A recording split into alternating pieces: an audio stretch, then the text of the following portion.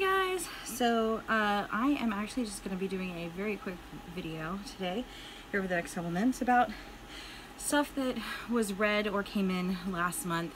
We kind of pulled away from our YouTube channel just a smidge. This will hopefully be getting uploaded there, which is kind of what I'm doing now, is kind of testing that out to see if I can even do that, if it's possible. I guess we'll find out. If not, then I will be video recording this off of my iPad, but at least I can do this off my iPad, which is great. That's why it's so gigantic. If this looks a lot bigger than what it usually does, that you guys can actually see a lot more behind me and stuff, which I'm back filming in the bedroom. I have cleaned, but anyway, I actually just got done reading American Royals. This one showed up last month. This was so good. This just came out yesterday, I'm pretty sure. So if you don't have this on your list and you like contemporary books, this is definitely one to pick out.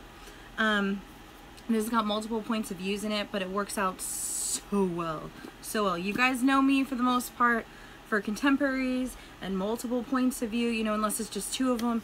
It gets kind of iffy in there once you get down the road and you get past 3. Then it's kind of, maybe not. But that one worked out really, really well.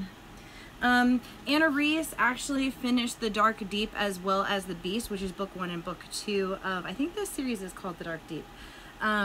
She loved both of these, so excited to have it, that she had the opportunity to do that. So there's that one. See if I can find all the books down here. My poor little stack kind of had an issue of falling over. My online, both offline book club chose The Midnight Sea to read, and everybody ended up liking it so much we read all 3 books to the first series. And this is by Kat Ross, and thank you for the publisher for these.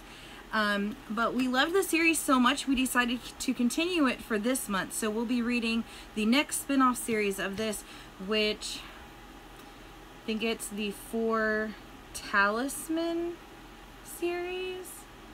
I think that might be right, but there's 5 books in that series, so we'll be reading those this month. So you can check that out over on my personal Instagram and Twitter at Rise of the Reader. I actually got rid of the Shelfie Reads and the Kids Go Reading because it was just, I keep trying to split stuff up so that stuff is geared towards individual things, but it's so much work, and with kids and all the stuff that goes on here in school and everything, it's not worth the time and effort to try and separate everything. So I just kind of compiled stuff back together in 2 accounts, and it's a lot. It is a lot easier. So we'll be reading those. This is such a great series. This is definitely that if you liked Sarah J. Maas's Throne of Glass series, this is kind of around the same types of thing that's going on. People have powers. This is also set in our actual history. I don't remember if it's an alternative history where she just kind of tweaked things. Because I do remember, I vaguely remember reading something about in the note to, actually I could probably just look it up. Why not just look it up, Jessica? That might do you some good. Let's see, note to the reader. Let's see.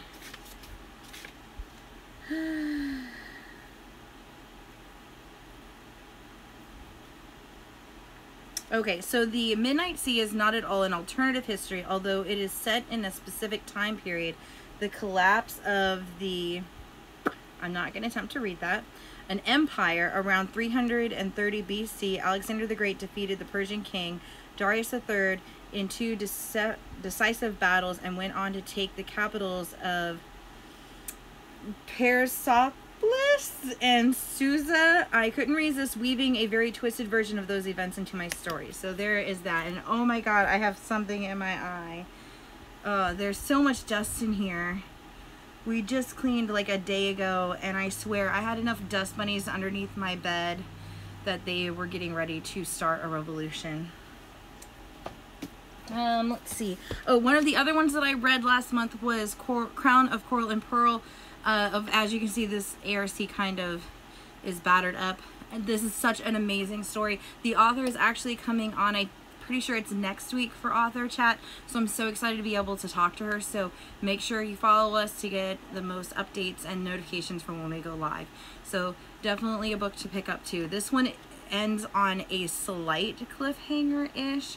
So be warned about that one. I'm actually going to shove that one over there. The next one, I only have a copy of book 1, but book 2, I have no idea what's on this. Book 2 just came out, which it's not a direct book 2, it's a companion, and it is The Girl the Sea Gave Back. It was really good, so definitely another one to check out. I finally got a finished copy of The Haunted by Danielle Vega. Such a great book. I love all of her titles. This one, I don't remember if I think I got this one from Barnes & Noble. They had a couple of YA titles that were like 50% off, so I got it like $9, and then Books A Million did the same thing, so I grabbed stuff from them. They also did a penny a page a while back ago. I got a whole bunch of stuff from them. I was so excited. The next one, which I don't think this one came last month, I think it came the month before, but is Over the Wall. We read through this. This is such a cute little book. I would love to see somebody pick this up as a cartoon. My oldest got me addicted to the Dragon Prince, so now I'm watching that, which is great. It ends on a cliffhanger for season 2, and then it ends and it goes to a different series, and I'm just like, that's how it ends. I'm so crushed. I'm so crushed. Mom. You're not supposed to be in here. No, out. I swear. They don't want me. As soon as I'm doing something, they come in. Go ask Nana. You have 3 other adults out there. Out. Kate, can I go to the front? No, out. No, out. No. No. No. Definitely not. No. Mm-mm. She knew it was a no before she walked in here, but yet she does it anyway. Luckily, we didn't get a lot of stuff from this hurricane that came in. It stayed off the coast, and we're pretty far inland, so my husband said that we got a ton of wind last night, but other than that, we didn't get much of anything else, so yay. One of the other series that came in was this one. It is The Mortician's Daughter, and this is One Foot in the Grave. There's this 2 Feet Under, and then the newest one, which is the last book in this series, 3 Heartbeats Away, from CC Hunter. She was our featured author for the Facebook page last month, so she sent these. I will actually be doing a giveaway for these here pretty soon. I actually haven't got a chance to read the last one, but I'm doing that this month, so be on the lookout out for that. I actually found another extra copy of book 1, so I'll be giving that away as well. So one person will win an entire set and some extra swag that I have left from her, and then the other person will win a copy of book 1 and some extra swag. Swag, because swag is the bomb. The next one is the newest, and I think it's the last book in this series. I don't remember, but I have not finished these. I think I have read book 1 and 2 way long ago. So I'm very excited to have this. This is one of the ones that I grabbed that was 50% off. Cannot beat that at all. Next, and I guess last, swore I had more books up there than this, but I guess I didn't, is The Shadow Glass, which is just a finished copy of the 3rd book and the last book in the Bone Witch trilogy. At least I'm pretty sure it's a trilogy, right? So there's only, yeah, the Bone Witch trilogy, woo. Read this as an ARC. I think I actually have an ARC of, I think, book 1 and 2, or book 2 and 3 of this, but I don't remember. But this was such an amazing story. That's actually one of the stories that I gave a second chance to, that I read it and I DNF'd the first one, and then I went back and I reread it, and it was amazing. So always, you know, take my advice, always give books at least 2 chances at the minimum. I know there's been a few books out there. The Darkest Minds is one that comes to mind that I have attempted to read 4 or 5 times, and I only make it about 200 pages in, or a little bit past 200 pages, and I can't do it. I can't do it. I can't do it. I can't. The movie wasn't as, I don't know, because we went and watched the movie for that, and although it was okay, it wasn't what I was hoping for. I was kind of hoping that they were going to do it closer to the book, take out a lot of the like the travel in the car, in the van that she does in the book, because that's a majority. I mean, that's a good chunk of that story. And the movie, like, they took out characters and they didn't spend as much time with her being in the facility, and it was just really weird. You know, it was really, really weird. Well, I'm going to get off of here so I can get ready for the show. It is at 6 p.m. and we will be talking with Natalie Murray for Emma and the Tudor King. This, if you like Outlander and you want a YA version of it, this is definitely that. I know I say that for, there's a few books out there that are kind of like that. The Dune series is kind of like that, where they get whisked back in time, but that deals with kind of parallel universes type thing, sort of. And then another one is, actually I don't know, oh, there, it's actually right here. The other one is Into the Dim by something Taylor. I can only see her last name.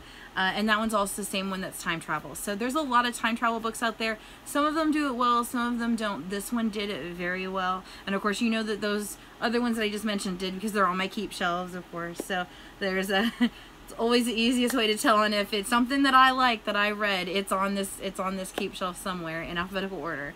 So I hope you guys join us in just about an hour and come back. I have a whole bunch of swag to give away live on video, and we're gonna have a lot of fun talking to Natalie. So I will catch you guys all later. I will see you in an hour, and I hope you guys come back. I'm so excited to be able to share this with you guys, because I know with all the changes that YouTube got incorporated into Google, and then they got rid of the Google Plus, and they don't have the live events anymore, and the encoder, whatever that is, I don't know tech speak for that on what exactly it does, but they no longer provide the encoder to use Google Hangouts for the live videos on there, so I can no longer use it. So it really sucks. So this was the next best alternative to be able to do. I know a lot of people use Instagram, and I really love using Instagram and seeing everybody's pictures and stuff, so it just ended up being the best option to use. So I hope you guys have a